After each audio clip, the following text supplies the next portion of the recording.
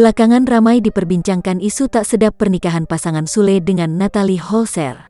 Yang mana dari permasalahan tersebut mengakibatkan istri sang komedian pergi dari rumah. Terkait itu, mantan suami Lina Jubaedah ini mengaku masih berusaha untuk menyelesaikan masalah. Untuk kedepannya, kan kita nggak tahu keinginan dia mau seperti apa.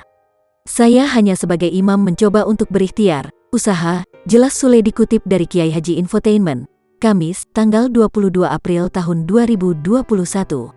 Permasalahan rumah tangganya kini sudah melebar kemana-mana dan menyangkut keluarga besar. Lantaran dalam pernikahan, mereka tak hanya menikah dengan individunya saja, melainkan turut serta keluarga besar keduanya, termasuk anak-anak Sule. Sejak konflik rumah tangga mencuat, pihak keluarga Natalie Holzer telah bersuara. Kemudian dari situ Sule mengatakan bahwa ada pernyataan yang telah kurang menyenangkan. Kejadian seperti ini sudah melebar kemana-mana, sudah ada statement yang menyakitkan, imbuhnya. Meski begitu, untuk dirinya sendiri, Sule tak mempermasalahkan pernyataan tersebut.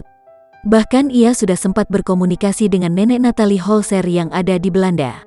Dalam kesempatan itu, Sule menjelaskan kronologi kejadian hingga sang istri bisa pergi dari rumah.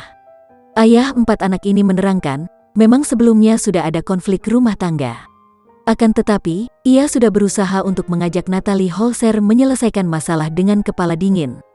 Namun akhirnya, Natalie Holzer memutuskan untuk pergi dari rumah sang suami.